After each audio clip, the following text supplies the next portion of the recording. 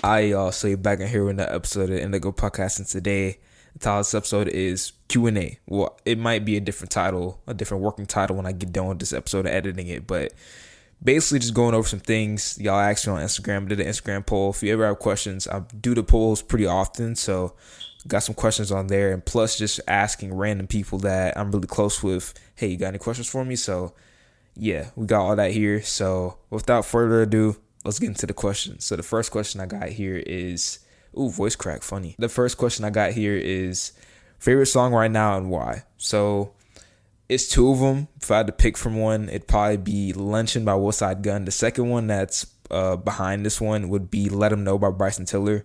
So I'm going to go over Luncheon by Westside Gun. Quick story time of how I found the song, because I didn't even know the song existed before today or yesterday, to be honest. So I was doing some note taking for my communications exam, and I got an A2 on it, by the way. Nice.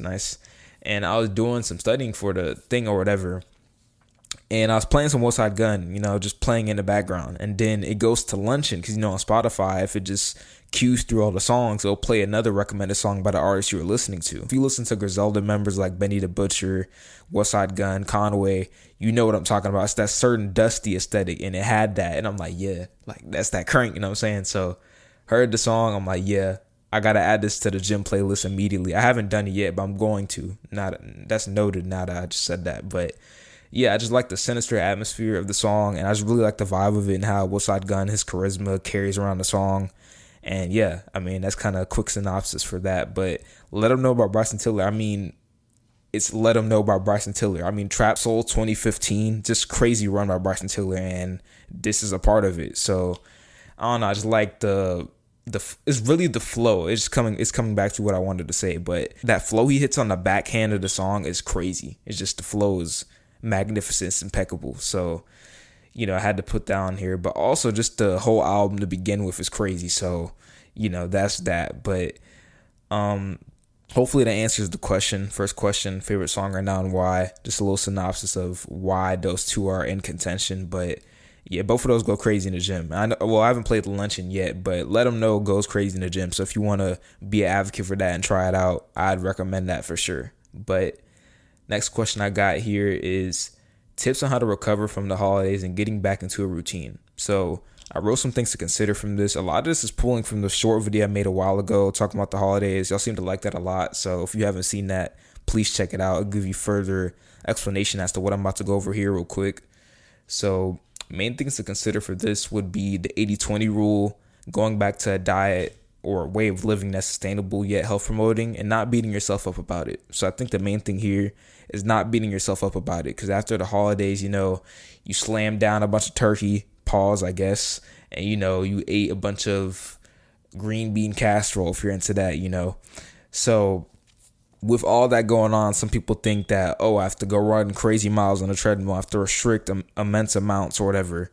And I think the main thing is not getting into that perspective and that mind frame of things. The main thing is just going back to training consistently in the gym, getting your cardio in, just eating in a way that's sustainable for you, So I think the main thing is just not getting into all the extreme dogmas of, quote unquote, punishing yourself or starving yourself after Thanksgiving or Christmas. I think the main thing is to really soak in the memories you made and just things you really enjoyed during the holidays, instead of worrying about, do I have to burn all this off? Don't have a burn off mentality. Just go back to what you were doing before and maintain that and go back into flow. So I'll say, in terms of recovering, I would just say give yourself some grace and just get started where you left off and continue the trajectory you had going on.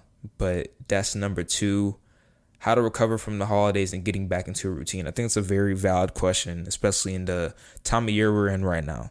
So third question, I like this question a lot, I ain't gonna lie, but rate your turkey trot experience and give us a rundown of how each mile went. So if I had to rate it, I'd give it an 8.5 out of 10. So I want to explain this a bit further. So it was a huge accomplishment to go sub 18 for the first time.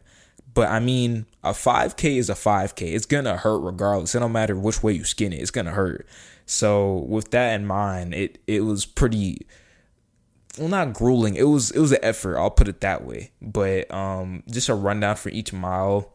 I have it noted right here, so I'm going to go over it real quick. But mile 1, Felt very strange and honestly unsure if the race was going to go well. I still kept pushing through though. I felt like I still had some hope and I still feel like I could come away with something. It's just the first mile felt very discouraging, to be honest. I just felt a little bit tight, just weird. You know what I'm saying? I don't know if that's a blanket way to describe it, but that's just how I felt in the moment. And I think I'll attribute that to the cold and just me, like, kind of a shock to the body. Because, I mean, the only fast thing I did before that was the 5-1Ks I mentioned last episode. So, first mile felt kind of it was all right. Then the second mile felt decent. It was all right.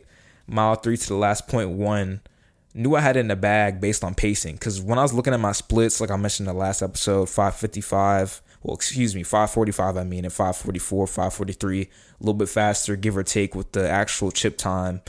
I knew I was going to hit the pace because just equaling that out in my head, I knew it was sub 18. So, yeah, that's that. But how I feel after, to kind of add on to last episode, feel pretty good. I ain't gonna lie, I don't really think about it too much as I should, but sub 18, 17:33, big PR. I mean, I've wanted this as cross-country season, so that's great for sure. But number 3, rating my turkey trot experience, kind of a mixed bag. It was all right.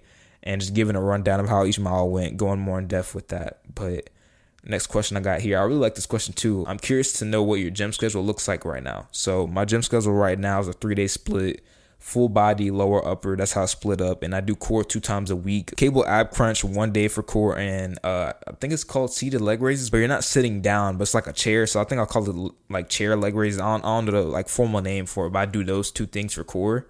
And I just realized that 3-day split, at least for me right now in this current moment, is better for me paired with running. Because I used to do a 4-day split and a 5-day split, but I think the 3 to 4 range is best for me just from a recovery standpoint. So that's why I'm doing a 3-day split right now. And plus, I did that coming out of like half marathon prep when I first started getting back into the gym.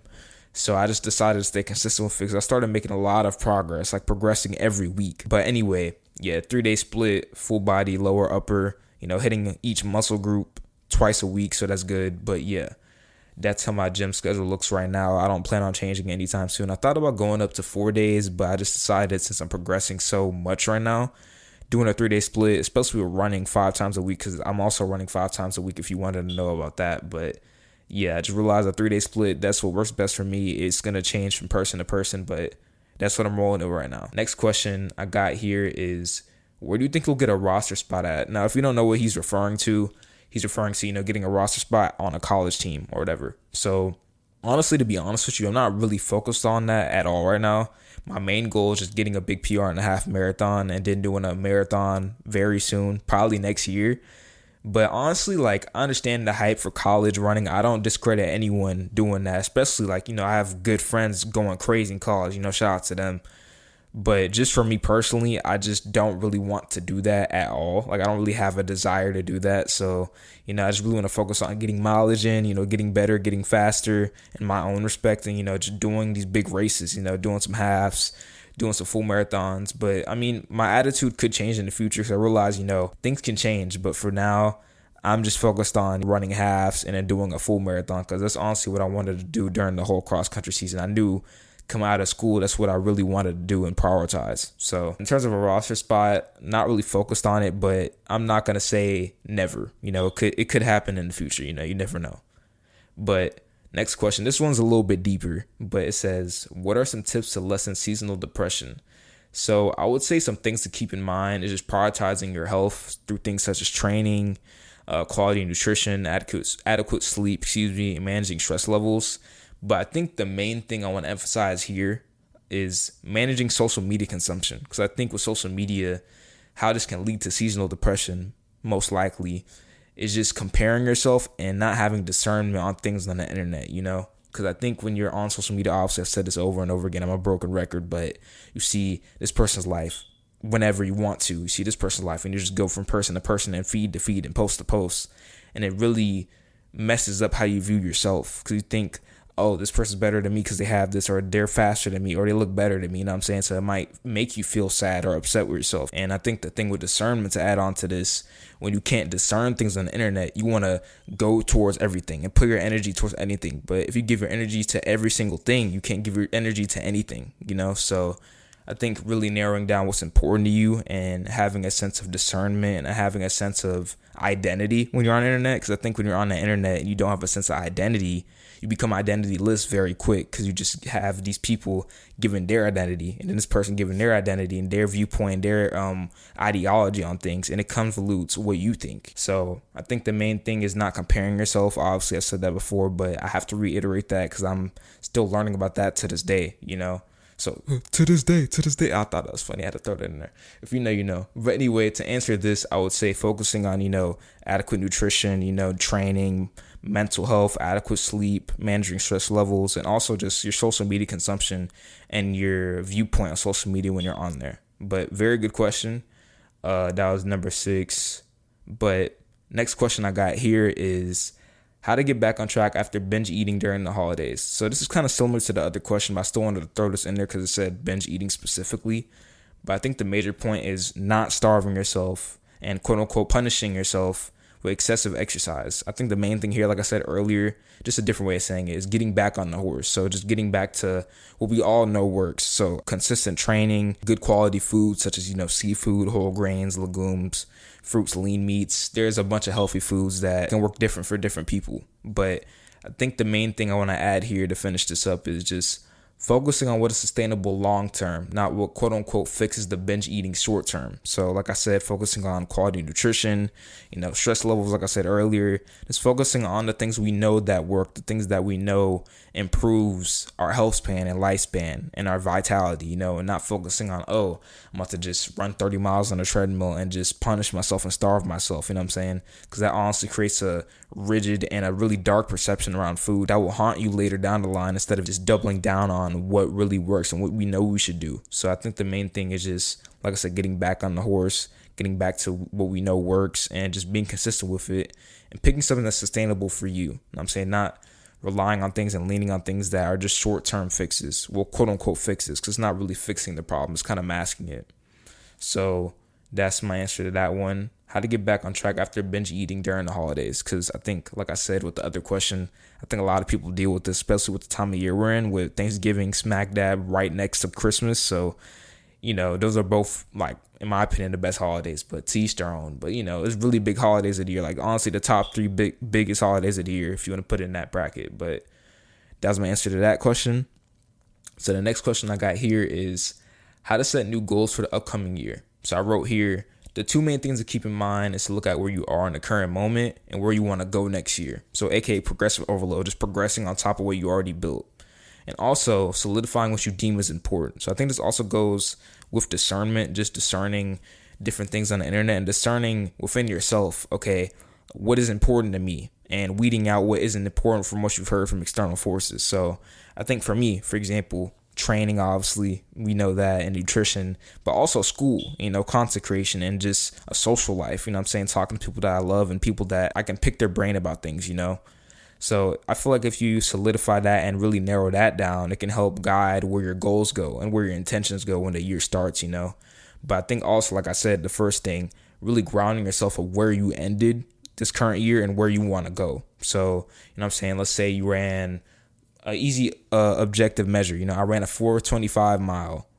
So let's say I want to go to a 4 flat mile. So obviously that's an objective measure of where you want to go, how you want to progress. Let's say you posted 2 podcast shorts a week on average and you want to go up to 3. So that's another objective measure of how you're going to go up and progress, So I think those are 2 good things to keep in mind. And also just writing it all out. So you can write it all out physically or on your notes app or whatever, but just writing it all out, it gives you a sense of accountability when the year progresses. Like, okay, am I keeping up with my goals and what I set out to do and what I said I was going to do?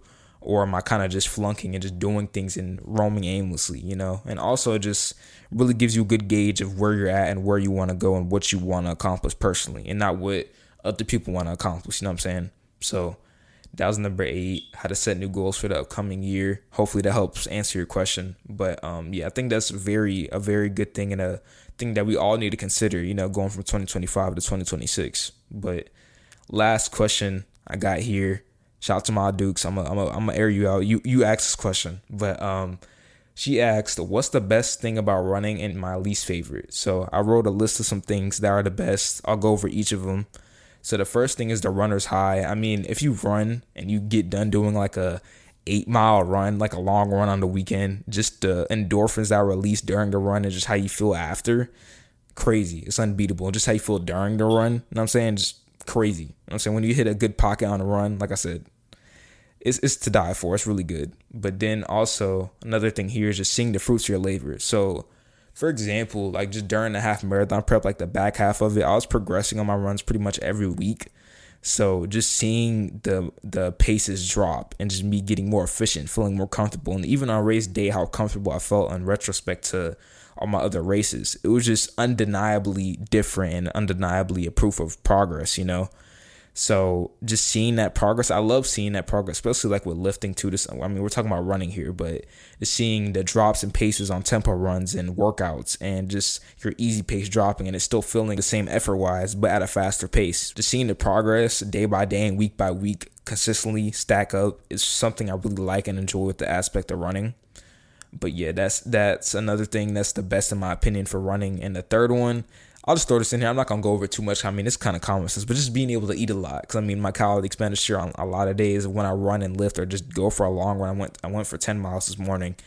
Like, my calorie maintenance today would be like 3,400 about. So, that's a lot of food. You know what I'm saying? So, I'm a foodie. So, I like, being able to eat a lot personally. But, yeah, that's just a funny thing to throw in there, I guess. But the last thing, this one's a bit more serious. I ain't gonna lie. Going from eating a lot to this is kind of OD, but the carryover from running to real life, because I just think I've noticed a lot, like coming out of half marathon prep, like I kind of hinted at a while ago, like being sick, it kind of made me not enjoy running as much. Like I still enjoyed it, I still loved the sport of it, but it wasn't as smooth because I'm coming off of sickness, so I kind of got to get back into the swing of things or whatever. But I think that taught me that you really have to work for things, and the main thing too is just the fact that when you don't want to do things and you push through them anyway. And I've seen the parallels with that, with schoolwork and just things I want to do throughout the day, and sometimes, a lot of times, motivation is fleeting. It's not going to be there all the time. So when that goes, discipline has to come in and take over. And I think with running,